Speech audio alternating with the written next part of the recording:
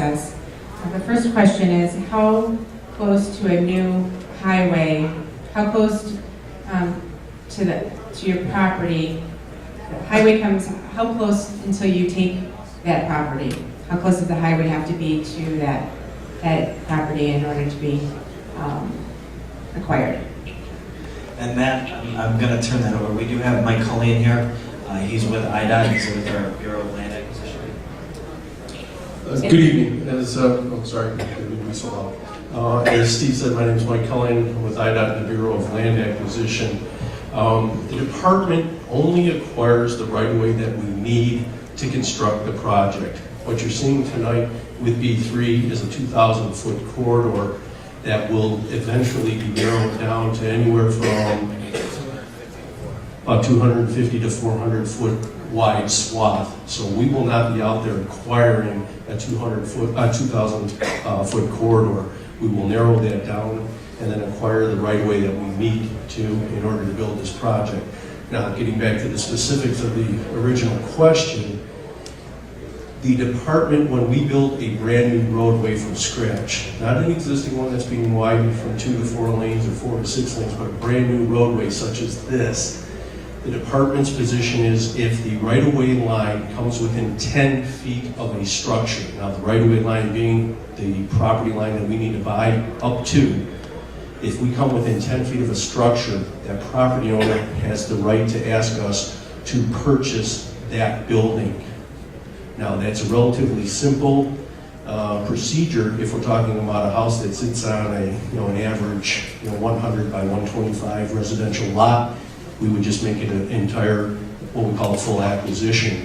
If we're talking about a structure, home, barn, outbuilding that sits on a 50 or 100 acre farm, we will not necessarily purchase the entire 100 acre site. We may just acquire the structure and pay relocation benefits to the property owner to either reconstruct another home, barn, outbuilding, whatever it is we are acquiring on the remainder of the property. There is a possibility we would make it a full take, but we would take a good long look at that before we just arbitrarily purchase an entire piece of property that we don't necessarily need. I get to add some other questions onto about land acquisition. This is in regards to subdivisions. Is part of a subdivision is needed to place the highway through, what happens to the rest of the subdivision? Again, getting back to one of my original statements, we only acquire the right-of-way which we need in order to construct the project. So is it possible that, let's use an example of a 50-home subdivision, that we may only need to buy 5 or 6 of those homes or 10 of those homes in order to construct this project? Would the other 40 or 45 homes be left behind or remain where they are? Yes, that's more than likely to be the case. Again, we purchase the right-of-way that we need to construct the project. Again, if we do not have a need to purchase a 50-home subdivision, we would limit it to that which we need. I do want to add one extra thing along with that. Usually, if you're dealing with a neighborhood of that kind of situation, part of what we do with the environmental process is noise studies as well, and so there would be a consideration also looked at on what the impact of noise is, and can it be reasonably protected from noise in that situation as well. So that's part of it, part of the study that we're doing. I have a two-part question. I'm going to combine a couple of these. How will we be compensated, and how will the road affect the value of our property? I'll answer number 2 first. At this time, we don't know what effect the value of your property will, or what effect the roadway will have on the value of your property.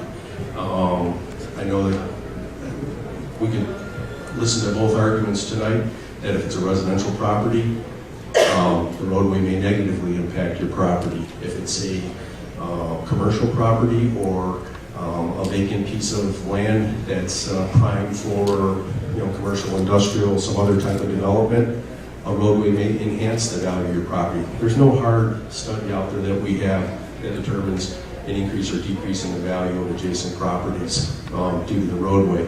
I apologize, forget this first part of it, Tracy. How will we be compensated? Oh, sorry about that. That's the important one.